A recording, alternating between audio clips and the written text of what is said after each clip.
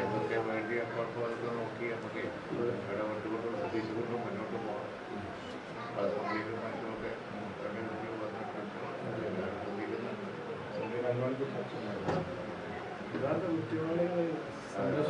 ശിക്ഷിക്കപ്പെടണം. എന്നിട്ട് മാതൃകാരമായിട്ട് ഇനി വരുന്ന തലമുറയ്ക്ക് കുട്ടികൾക്ക് ഒരു പേടിയാണ് രക്ഷപ്പെട്ടു പോകാൻ പാടില്ല. ഗവൺമെൻറ് നമ്മൾ കുറച്ച് വിശ്വസിക്കുന്നുണ്ട്. ഗവൺമെൻറ്റിൻ്റെ ഭാഗത്ത് നിന്ന് പറഞ്ഞിരുന്നു മുഖർന്നൊക്കെ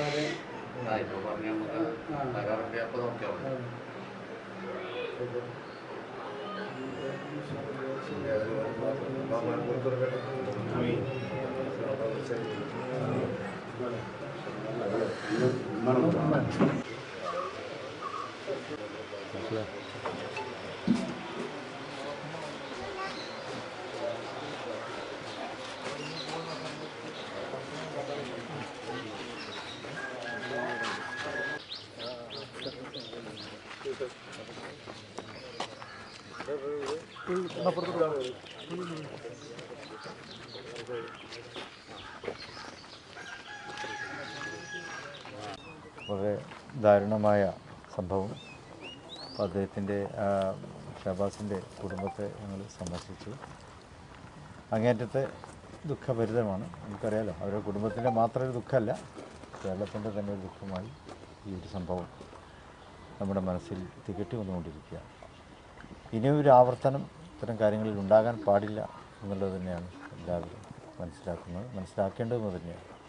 ഇത്തരം ദാരുണമായ സംഭവങ്ങൾ നമ്മുടെ വിദ്യാലയങ്ങളൊക്കെ കേന്ദ്രീകരിച്ചുകൊണ്ട് നടക്കുമ്പോൾ അത് ഭാവി തലമുറയിൽ ഉണ്ടാക്കുന്ന ഞെട്ടലും അതുപോലെ തന്നെ ഒരു വഴിത്തിരിവും അതൊക്കെ നമ്മൾ കാണാതിരുന്നു.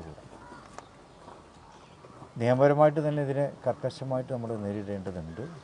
പഴുതുകൾ അടച്ചുകൊണ്ടുള്ള ഒരു അന്വേഷണമാണ് ഈ ഷഹബാസിൻ്റെ കാര്യത്തിൽ നടത്തേണ്ടത്. കുട്ടികൾക്കും ഇതൊരു മുന്നറിയിപ്പ് ആയി മാറേണ്ടതുണ്ട്. വരും തലമുറക്ക് ഒരു നല്ലൊരു മുന്നറിയിപ്പ് തന്നെ ഉണ്ട്. ആ രീതിയിലുള്ള നിയമപരമായിട്ടുള്ള നടപടികൾ ഈ ഷഹബാസിൻ്റെ കാര്യത്തിൽ ഉണ്ടായിരിക്കണം എന്നാണ് നമുക്ക് പറയാനുള്ളത്. അപ്പോൾ പൊതുവെ വിദ്യാർത്ഥികൾ കേന്ദ്രീകരിച്ചുകൊണ്ടുള്ള ഇങ്ങനെയുള്ള സംഭവങ്ങൾ ഇങ്ങനെ കൂടുതൽ ആവർത്തിച്ചുകൊണ്ടിരിക്കുന്നു. ലഹരിയുടെ ആ ഒരു അതിപ്രസരം വിദ്യാലയങ്ങൾ കേന്ദ്രീകരിച്ചൊക്കെ നടക്കുന്നുണ്ട് എന്നുള്ളത് അതൊന്നും നമ്മൾ കാണാതിരുന്ന നിസ്സാരമായി അതിനൊന്നും കണ്ടുകൂടാ.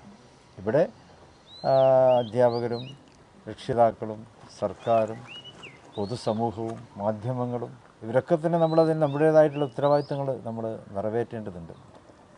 ഇതിങ്ങനെ വ്യാപിപ്പിക്കാൻ നമ്മൾ അനുവദിച്ചുകൂടാ. ഇതിപ്പോൾ ഒരു ലഹരിയുടെ മറവിലാണ് നടക്കുന്നതെങ്കിലും ഇതിന് ഇരകളാകുന്നവർ ലഹരി ഉപയോഗിക്കുന്നവരൊന്നും അല്ല എന്നുള്ളതാണ്. സമൂഹത്തെ മുഴുവനും ഇത് ബാധിക്കുന്നു എന്നുള്ളതാണ്. അപ്പോൾ അതിനൊരു തടയണമെങ്കിൽ എല്ലാവരും, എല്ലാ അധികൃതരും അതുപോലെ തന്നെ പൊതുസമൂഹവും മാധ്യമങ്ങളും രക്ഷിതാക്കളും എല്ലാവരും ഈ കാര്യത്തിൽ വളരെ ഗൗരവത്തോടെ തന്നെ കാര്യങ്ങൾ കണ്ടുകൊണ്ട് മുന്നോട്ട് പോകേണ്ടതുണ്ട്. പിതാവിൻ്റെ വികാരം അതുതന്നെയാണ്.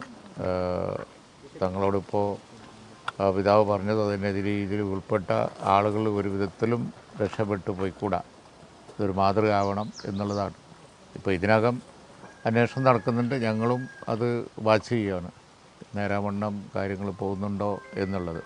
നിയമസഭക്കകത്തും പുറത്തുമൊക്കെ ഞങ്ങളെടുത്തിരിക്കുന്ന സ്റ്റാൻഡും അത് തന്നെയാണ്. തങ്ങളോട് ഇപ്പോൾ പിതാവ് പ്രത്യേകിച്ചും പറഞ്ഞത് ഇതാണ്, ഇതിൽ മാതൃകാപരമായ നടപടികൾ ഉണ്ടാവണം, അത് സമൂഹത്തിന് ഒരു മാതൃക ആവണം. അതാണ് അവരുടെ വികാരം, മറ്റൊന്നുമല്ല. ഇപ്പോൾ അവരുടെ വികാരം അതാണ്. ഇത്തരത്തിലുള്ള ക്രൂരകൃത്യം ചെയ്ത ആളുകളെ അവരെ വെറുതെ വിട്ട് പോകുന്നത് ശരിയല്ല, അതുണ്ടാവരുത് എന്നുള്ളതാണ്. ഈ ലഹരിയെ പിടിച്ചു കെട്ടുന്നതിൽ ഈ സ്കൂളിലെ വിദ്യാർത്ഥികളെ കൃത്യമായി മോണിറ്റർ ചെയ്യുന്നതിലൊക്കെ സർക്കാരിൽ വീഴ്ച സംഭവിക്കുന്നുണ്ട്. അപ്പോൾ ഈ കോഴിക്കോട് ജില്ലയിൽ 450-ലധികം സ്കൂളുകൾ ഗവൺമെൻറ് എയ്ഡഡിലുണ്ട്. അതിൽ പക്ഷേ 100-ൽ താഴെ കൗൺസിലർമാരാണ് ഈ ഓരോ സ്കൂളുകളിലും ഉള്ളത്. അതൊരു വലിയ വീഴ്ചയായിട്ട് തോന്നുന്നുണ്ടോ?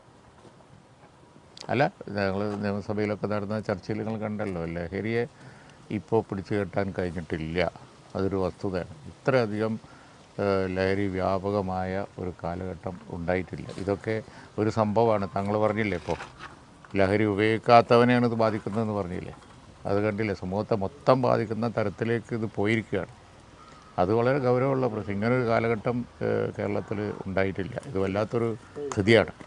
അതിനെതിരായി ജനരോഷം ഉയരേണ്ടതുണ്ട്. അതുപോലെ തന്നെ നടപടികൾ ഉണ്ടാകേണ്ടത്. അവരിപ്പോൾ നല്ല ചർച്ച നടന്ന അതുകൊണ്ടൊന്നും കാര്യമില്ല.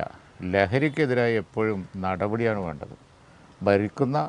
ഭരണക്കാർ ചെയ്യേണ്ടത്, ഭരിക്കുന്നവർ ചെയ്യേണ്ടത് നടപടിയാണ്. നടപടിയിലൂടെ മാത്രമേ ഉണ്ടാവുള്ളൂ. അല്ലാതെ ഉപദേശിച്ചതുകൊണ്ടൊന്നും മാറില്ല. ലോകത്തുള്ള എല്ലാ രാജ്യങ്ങളിലും അങ്ങനെ വലിയ ശിക്ഷയാണ്, നടപടിയാണ്. നടപടിയുടെ കുറവാണത്. അത് തന്നെയാണ് ഞങ്ങളെടുത്ത സ്റ്റാൻഡ്. അത് തന്നെയാണ്. സമൂഹം തന്നെ ഇതിൽ ഉണർന്ന് പ്രവർത്തിക്കണം എന്നുള്ളതാണ്. ഇതിപ്പോൾ എൻ്റെ കുട്ടി ലഹരി ഉപയോഗിക്കില്ല, ഞാൻ ലഹരി ഉപയോഗിക്കുന്നില്ല എന്ന് വിചാരിച്ചിട്ട് ഇതൊന്നും നമ്മളെ ബാധിക്കില്ല എന്ന് പറഞ്ഞ് നമ്മൾ മാറി നിന്നുകൂടാ. ഇത് ബാധിക്കുമ്പോൾ എല്ലാവരെയും ബാധിക്കുകയാണ്. സമൂഹത്തിൽ എല്ലാവരെയും ബാധിക്കുന്നൊരു വിഷയം എന്നുള്ള നിലക്ക് എല്ലാവരും ഈ കാര്യത്തിൽ ഒറ്റക്കെട്ടായിട്ട് നിൽക്കണം. വീടുകളിൽ തന്നെയാണ് ഇത് തുടങ്ങേണ്ടത്. വീടുകളിൽ തന്നെ നമ്മുടെ കുട്ടികൾക്ക് കർക്കശമായിട്ടുള്ള മുന്നറിയിപ്പ് കൊടുക്കണം. പലരും അഭിപ്രായപ്പെട്ട് കുട്ടികളെ വടി ഇപ്പോൾ തലാൻ അനുവദിക്കുന്നില്ല എന്നുള്ളതാണ്. ഈ കുട്ടികൾ, പ്രത്യേകിച്ച് കുട്ടികൾ തെറ്റ് ചെയ്യുമ്പോൾ വടി ഉപയോഗിക്കുക തന്നെ വേണം. ആ ചെറുപ്പം മുതൽക്ക് തന്നെ നമ്മൾ അവരതിൽ നിന്നും പിന്തിരിപ്പിക്കാൻ തന്നെ അത് വളർന്നു വരുമ്പോൾ അതിലൊരു മാറ്റമൊക്കെ ഉണ്ടാക്കാൻ പറ്റുള്ളൂ. അല്ലാതെ വളർന്നു വരുമ്പോൾ ലാത്തി ഉപയോഗിച്ച് ഇത് മാറ്റാൻ പറ്റുമെന്ന് തോന്നുന്നില്ല. ചെറുപ്പത്തിൽ വടി ഉപയോഗിച്ച് തല്ലിക്കൊണ്ട് മാത്രമേ ഇങ്ങനെയൊക്കെയുള്ള ഇതിൽ നിന്നും ചെറിയ തലമുറ നമുക്ക് രക്ഷപ്പെടുത്താൻ പറ്റുള്ളൂ.